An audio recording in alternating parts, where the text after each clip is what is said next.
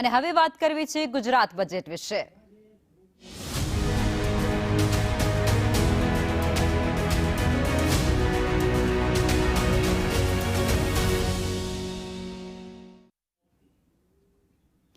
આજે રજૂ થશે ગુજરાતનું બજેટ। નાણામંત્રી કનુ દેસાઈ આ બજેટ રજૂ કરશે। બજેટનું કુલ કદ 4.10 લાખ કરોડ રહી શકે તેવી શક્યતા છે। રાજ્ય સરકાર એ બજેટમાં મોટી જાહેરાતો પણ કરી શકે છે, જેમાં જ્ઞાન મોડેલ પર બજેટ કેન્દ્રિત રહી શકે અને જ્ઞાનનો અર્થ છે ગરીબ, યુવા, ખેડૂત અને નારી શક્તિ। અને આજ મુદ્દે અમારા સંવાદદાતા નિર્મલ દવે અમારી સાથે લાઈવ જોડાઈ ગયા છે। નિર્મલ, આજે ગુજરાતનું બજેટ રજૂ થશે, કયા કયા એવા સેક્ટરો છે જેને ખૂબ સારું એવું મળી શકે છે? અપેક્ષાઓ એ સેક્ટરોને વધારે છે। ખાસ કરીને ગુજરાતમાં જ્યારે કોમનવેલ્થનું આયોજન કરવામાં આવી રહ્યું છે તેવા સંજોગોમાં કોમનવેલ્થને લઈને મહત્વની જાહેરાત થઈ શકે છે।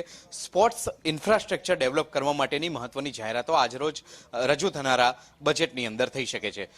મહત્વની વાત એ છે કે જ્ઞાન મોડેલ પર આ બજેટ કેન્દ્રિત હોઈ શકે છે। ગરીબ, યુવા, અન્નદાતા અને નારી શક્તિ, આ 4 મુદ્દાઓ પર સરકાર પોતાનું બજેટ કેન્દ્રિત કરી શકે છે। સાથે જ જોવા જઈએ તો રાજ્યના નાણામંત્રી કનુભાઈ દેસાઈ 5મી વખત નાણામંત્રી તરીકે આજે પોતાનું બજેટ રજૂ કરવાના છે।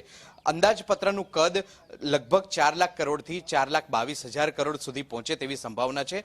અનેક એવા સેક્ટર્સ છે કે જેની પર વધારે ફોકસ આપવા માટેનો સરકાર વિચાર કરી રહી હોય તેમ લાગી રહ્યું છે, જેમ કે શિક્ષણ ક્ષેત્ર છે। આ શિક્ષણ ક્ષેત્રમાં આધુનિકતા અપનાવવા માટેનો ટ્રેન્ડ જ્યારે સમગ્ર દેશમાં અને વિશ્વમાં ચાલી રહ્યો છે, ત્યારે ગુજરાત સરકાર પણ સરકાર હસ્તગત જે શાળાઓ છે, સરકાર હસ્તગત જે એજ્યુકેશન ફેસિલિટી છે, તેની અંદર આધુનિકતાનો ઉપયોગ કરવા માટેની જાહેરાતો આ બજેટની અંદર કરી શકે છે।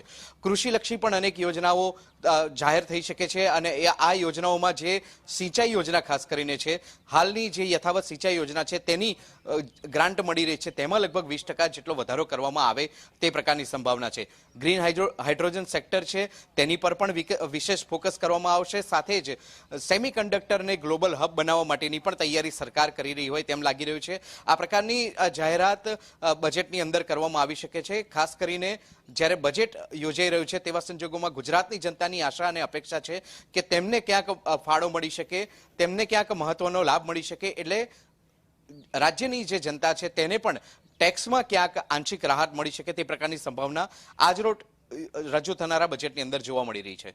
જી આભાર નિર્મલ, આપ જોડાયા તે બદલ।